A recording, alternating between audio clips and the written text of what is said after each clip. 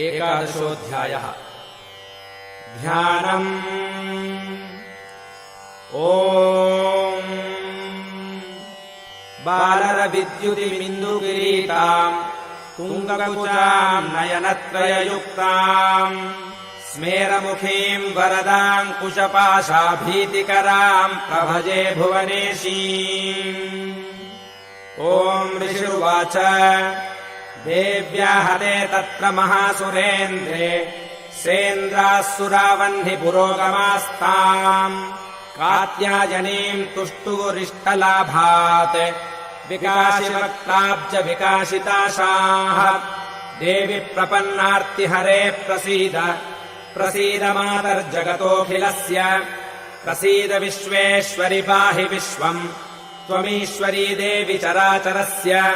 आधारभूता जगतस्त्वमेका महीस्वरूपेण यतस्थितासि अपाम् स्वरूपस्थितया त्वयैतत् आप्यायते कृत्स्नमलङ्घवीर्ये त्वम् वैष्णवी शक्तिरनन्तवीर्या विश्वस्य बीजम् परमासि माया सम्मोहितम् देवि समस्तमेतत् त्वम् वै प्रसन्ना भुवि मुक्तिहेतुः विद्याः समस्तास्तव देवि भेदाः श्रियः समस्ताः सकला जगत्सु त्वयैकया पूरितमम्बयैतत् काते स्तुतिस्तव्यपरापरोक्तिः सर्वभूता यदा देवी स्वर्गमुक्तिप्रदायिनी त्वम् स्तुता स्तुतयेका वा भवन्तु परमोक्तयः सर्वस्य बुद्धिरूपेण जनस्य हृदि संस्थिते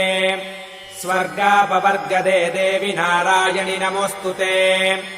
कलाकाष्ठादिरूपेण परिणामप्रदायिनी विश्वस्योपरतौ शक्ते नारायणि नमोऽस्तुते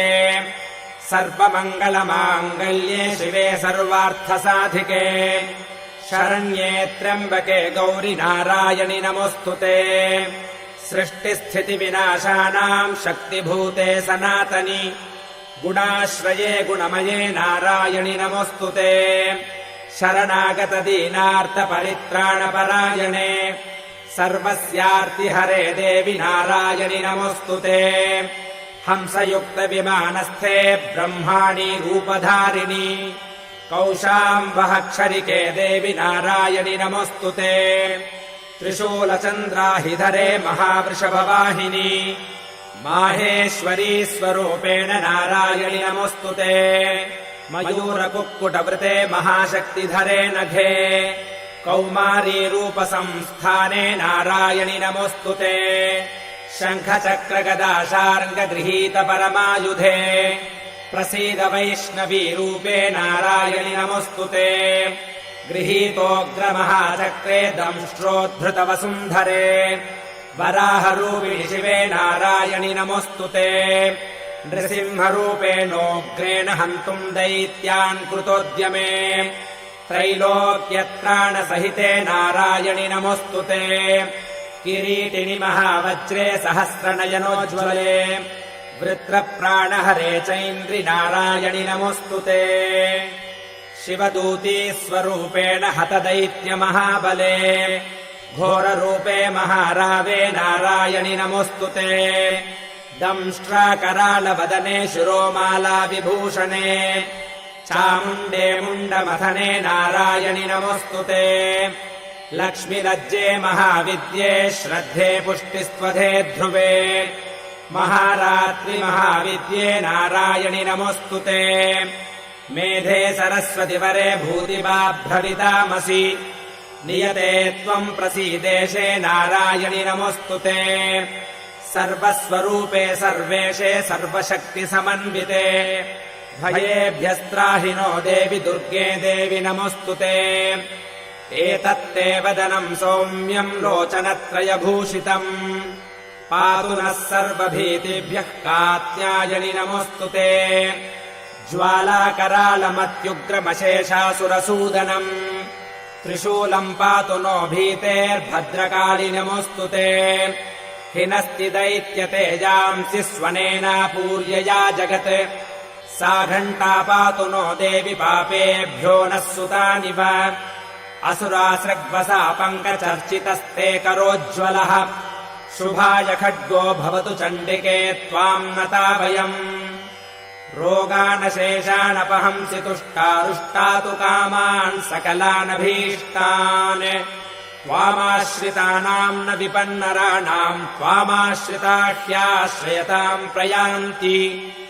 एतत्कृतम् यत्कदनम् त्वयाद्य धर्मद्विषाम् देवि महासुराणाम् रूपैरनेकैर्बहुधात्ममूर्तिम् धृत्वाम्बिके तत्प्रकरोति कान्या विद्यासु शास्त्रेषु विवेकदीपेष्वाद्येषु वाक्येषु च कात्वदन्या मम त्वगर्तेति महान्धकारे विभ्रामयत्येतदतीव विश्वम् रक्षांसि यत्रोग्रविशाश्च नागा यत्रारयोदस्यु बलानि यत्र दावानलो यत्र तथाब्धिमध्ये तत्र स्थिता त्वम् परिपासि विश्वम् विश्वेश्वरि त्वम् परिपासि विश्वम् विश्वात्मिका धारयसीति विश्वम् विश्वेशवन्द्या भवती भवन्ति विश्वाश्रयाये त्वयि भक्तिनम्राः देवि प्रसीद परिपालय नोरिभीतेर्नित्यम् यथासुरवधादधुनैव सद्यः पापानि सर्वजगताम् प्रशमम् नयाशु उत्पातपागजनितांश्च महोपसर्गान् प्रणतानाम् प्रसीद त्वम् देवि विश्वार्तिहारिणि त्रैलोक्यवासिनामेद्ये लोकानाम् वरदा भव देव्युवाच वरदाहम् सुरगणा वरम् यन्मनसेच्छथ तम् वृणुध्वम् प्रयच्छामि जगतामुपकारकम् देवा ऊचुः सर्वा बाधा प्रशमनम् त्रैलोक्यस्याखिलेश्वरि एवमेव त्वया कार्यमस्मद्वैरिविनाशनम् देव्युवाच वैवस्वतेऽन्तरे प्राप्ते 28मे युगे शुम्भो निशुम्भश्चैवान्यावुत्पत्स्येते महासुरौ नन्दगोपगृहे जाता यशोदा गर्भसम्भवा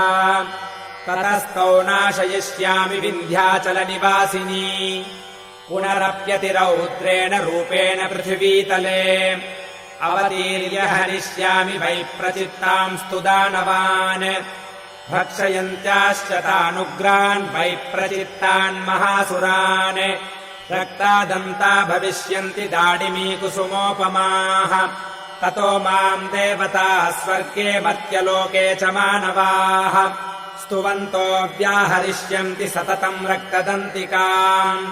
भूयश्च शतवार्षिक्यामनावृष्ट्यामनम्भसि मुनिभिः संस्तुता भूमौ सम्भविष्याम्ययोनिजा ततः शतेन नेत्राणाम् निरीक्षिष्यामि यन्मुनीन्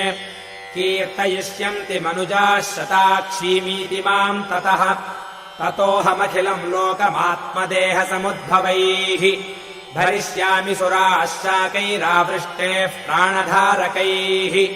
शाकम्भरीति विख्यातिम् तदा यास्याम्यहम् भुवि तत्रैव च वधिष्यामि दुर्गमाख्यम् महासुरम् दुर्गादेवीति विख्यातम् तन्मे नाम भविष्यति पुनश्चाहम् यदा भीमम् रूपम् कृत्वा हिमाचले रक्षांसि भक्षयिष्यामि मुनीनाम् त्राणकारणात् तदा माम् मुनयः सर्वे स्तोष्यन्त्यानम्रमूर्तयः भीमादेवीति विख्यातम् तन्मे नाम भविष्यति यदा रुणाख्यस्त्रैलोक्ये महाबाधाम् करिष्यति तदाहम् भ्रामरम् रूपम् कृत्वा सङ्ख्येय षट्पदम् त्रैलोक्यस्य हितार्थाय वधिष्यामि महासुरम् भ्रामरीति च माम् लोकास्तदा स्तोष्यन्ति सर्वदः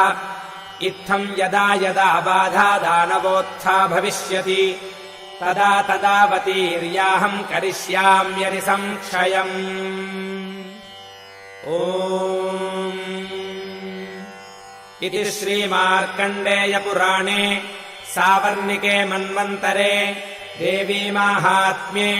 देव्या स्तुतिर्नाम 11 अध्यायः।